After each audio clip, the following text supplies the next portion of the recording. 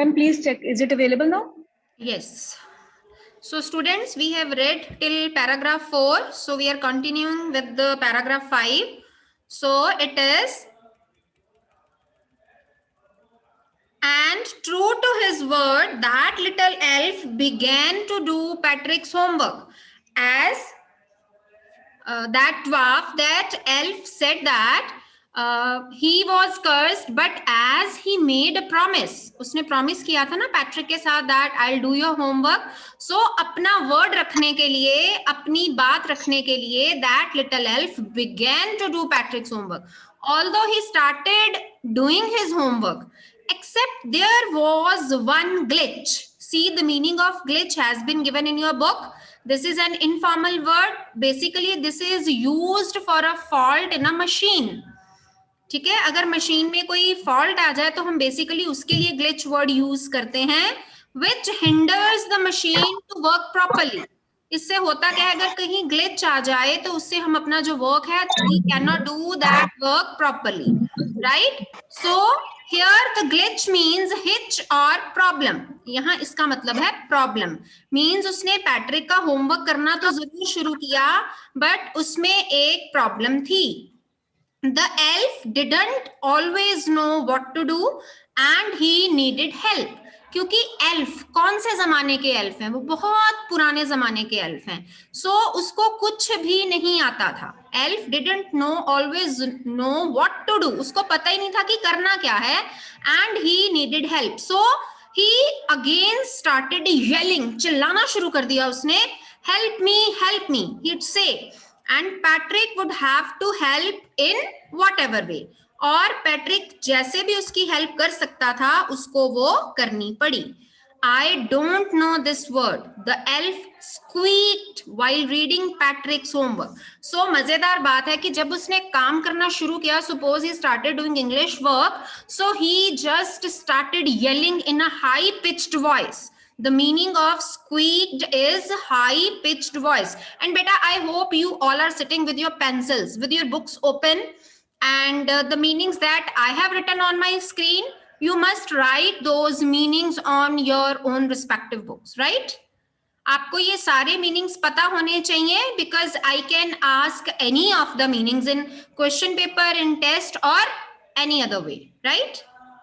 सो उसने एक बहुत हाई पिच आवाज में चिल्लाना शुरू कर दिया, get me a dictionary. No, what's even better, look up the word and sound it out by each letter. पहले तो कहता मुझे डिक्शनरी दे दो, मुझे इसका मीनिंग नहीं पता है. फिर कहता इससे भी बेटर है, you yourself look up for that word in the dictionary and sound it to me by each letter. और उसका हर एक लेटर पढ़कर मुझे बताओ.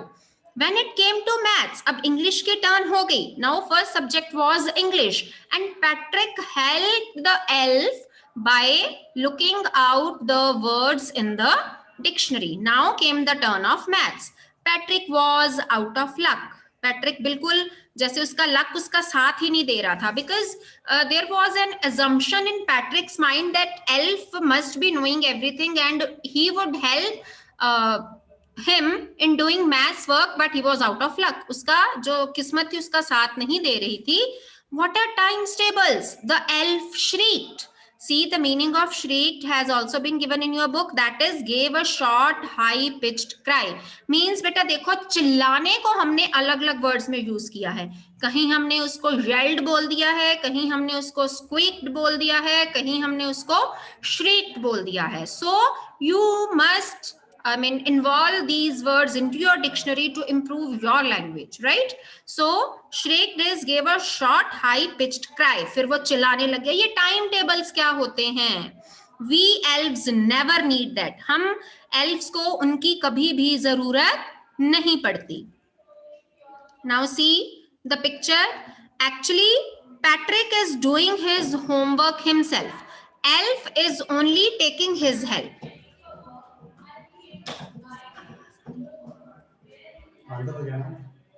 And addition and subtraction and division and fractions. Time tables के अलावा उसको एडिशन, सब्ट्रैक्शन, डिवीजन, फ्रैक्शंस कुछ भी नहीं आता था. Here, sit down beside me. बेटा, here, see this word beside. Beside होता है, एक होता है besides. You must have done besides in prepositions. Beside मतलब side में, वो उसके साथ बैठ गया. Besides होता है उसके अलावा. So there is difference between two words, right? So here sit down beside me. You simply must guide me. और तुम्हें क्या करना है? मुझे guide करना है. Elves know nothing of human history. Now maths की टर्न चली गई. मैथ्स में पैट्रिक ने कैसे हेल्प की?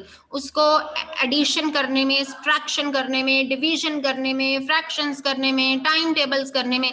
Every time Patrick help the elf. Right. Now maths के बाद किसकी टर्न आ गई?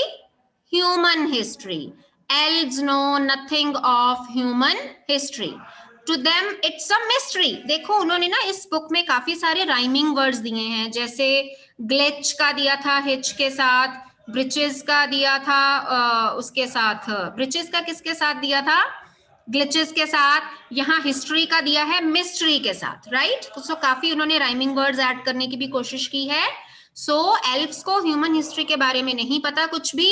To them it's a mystery. Mystery सबको पता है क्या होता है? Mystery is type of riddle, जो एक पहेली हो आपके लिए. So the little elf, already a shouter, just got louder. अब little elf who was so much panicked with his homework, he was already a shouter. वो और ज्यादा ऊंची आवाज में बोलना शुरू हो गया. Go to the library. I need books, more and more books, and you can help me read them too. कि ह्यूमन हिस्ट्री पे बुक्स लेके आओ, लाइब्रेरी जाओ, और बुक्स लाओ, और बुक्स लाओ, and you just read out those books to me. As a matter of fact, every day, in every way, that little elf was a nag. See beta, nag. The meaning of nag has been given in your book on the right side of your page. One who troubles someone all the time by complaining or asking them to do something. Nag एक ऐसा इंसान होता है जो किसी को परेशान करता रहता है every time. ठीक है. So this is a very good word. You must include this word in your dictionary. आपको कभी भी कोई परेशान करे, ये नहीं कि 1 मिनट के लिए परेशान किया या 2 मिनट के लिए, जो हमेशा ही कंप्लेन करता रहे, परेशान करता रहे, उस पर्सन को आप क्या नाम दोगे? Nag. Right. One who troubles someone all the time by complaining or asking them to do something. जब आप किसी को परेशान करते रहते हो, कंप्लेंट करते रहते हो और उसको कुछ काम करने के लिए बोलते रहते हो, that person is nag. Patrick was working harder than ever. अब पैट्रिक ने तो बेटा कभी काम किया ही नहीं था. He hated doing his homework, right?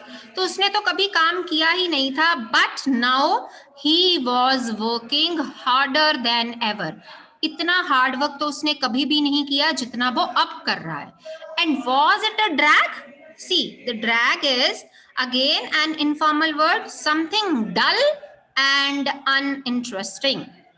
जिसको कुछ नहीं आता हो, डल हो पर्सन, और कोई भी किसी चीज में इंटरेस्ट नहीं लेने वाला हो. तो जो राइटर है वो हमें पूछ रहा है कि पैट्रिक तो अपना काम बहुत मेहनत से कर रहा है, पहले से ज्यादा मेहनत कर रहा है. Was it a drag? क्या वो सच में ड्रैग है? क्या वो सच में डल है? नहीं. No student is dull. No student is drag. No person is drag. Everyone has that potential and everyone has that caliber. Only with your hard work, only with your dedication, you can achieve anything in your life, right? अब यहाँ Patrick हमारे लिए एक बहुत ही अच्छी example है. He is like an inspiration for us. कि एक पर्सन, एक बच्चा जिसको होमवर्क करना बिल्कुल पसंद नहीं था, he was scolded by everyone, he was scolded by parents, by teachers, and teachers used to say him that you won't learn a thing. अब क्या हुआ? अब उसने मेहनत करनी शुरू कर दी. मेहनत करने वालों की हार नहीं होती, कोशिश करने वालों की हार नहीं होती, है ना. So this implies to you also. Why I am telling you? Because जिनको लगता है कि हमें होमवर्क पसंद नहीं है और we don't like it, so they have this misconception. उनको ये मिसकंसेप्शन अपने दिमाग से हटा देनी चाहिए. You are equally potential. You have equally potential to do everything in a better way. He was staying up nights. वो सारी रात जागता रहा. Had never felt so weary. Weary is tired. उसने कभी अपने आप को इतना थका हुआ महसूस नहीं किया. was going to school with his eyes puffed and bleary. Puffy eyes किसको नहीं पता, सबको पता होगा. Sometimes when we don't complete our sleep, हमारी नींद जो है वो पूरी नहीं होती, and when we get up early in the morning, तो हमारी आंखों के नीचे वो पफ से बने होते हैं ना, आंखें जैसे थोड़ी सी swollen हुई हों, तो वो होती है puffy eyes. and bleary means blurred and unfocused. वो ऐसे नींद से भरी हुई आंखें जो किसी चीज पे फोकस नहीं कर सकती और जिनको थोड़ा थोड़ा धुंधला दिखाई देता हो, ब्लर्ड दिखाई देता हो. तो जब वो स्कूल जाता था उसकी आईज की ऐसी हालत होती थी. क्यों होती थी? Because he used to stay up whole night. जो सारी रात जागेगा, जो सारी रात मेहनत करेगा, पढ़ेगा, उसकी आईज ऐसी ही होंगी. Finally, the last day of school arrived and the elf was free to go. अब क्या हुआ, उसने इतनी मेहनत की कि उसने सारे होमवर्क्स कंप्लीट कर लिए. विच होमवर्क्स? पहले इंग्लिश का किया, फिर उसने मैथ्स का किया, फिर उसने ह्यूमन हिस्ट्री का किया. So these were the 3 subjects that have been mentioned in this chapter. अब लास्ट डे था स्कूल का और वो बिल्कुल फ्री था जाने के लिए. As for homework there was no more. और अगर हम होमवर्क की बात करें तो कुछ भी करने के लिए नहीं बचा था. So he quietly and slyly slipped out the back door. Quietly, this is quite, एक होता है quite. QUITE is pronounced as quite. QUIET is pronounced as quiet, right? Quiet means enough. I'm quite tired. मैं बहुत थका हुआ हूँ. And quiet means calm, silent, चुपचाप. तो so he quietly and slyly. Slyly means secretively. चोरी चोरी, चुपके चुपके जब हम कोई काम करते हैं, ठीक है, तो वो बड़े चुप तरीके से और सीक्रेट तरीके से बैक डोर से बाहर निकल गया. Patrick got his A's. Now imagine, एक लड़का जिसको होमवर्क पसंद नहीं था, जिसका D ग्रेड तक नहीं आता था, now he worked so hard that he got A's in all the subjects. His classmates were amazed. Amazed means surprised. हैरान हो गए वो. His teachers smiled and were full of praise. उसके टीचर्स, सबसे ज्यादा प्राउड किसको होता है जब उसके स्टूडेंट्स पढ़ते हैं? टीचर को होता है सबसे ज्यादा प्राउड. पेरेंट्स से भी ज्यादा एक टीचर खुश होती है जब उसके बच्चे काम करते हैं. आपको पता है ना, जब स्टूडेंट्स बहुत अच्छा काम करते हैं तो teacher feels so proud of his students. So in the same way उसके जो टीचर्स थे वो बहुत खुश हुए and they were full of praise. बहुत तारीफ कर रहे थे उसकी. And his parents, and what about his parents? They wondered what had happened to Patrick. वो हैरान हो गए कि पैट्रिक को अचानक से हुआ क्या. He was now the model kid. Kid सबको पता है, kid हम कहते हैं एक छोटे से बच्चे को.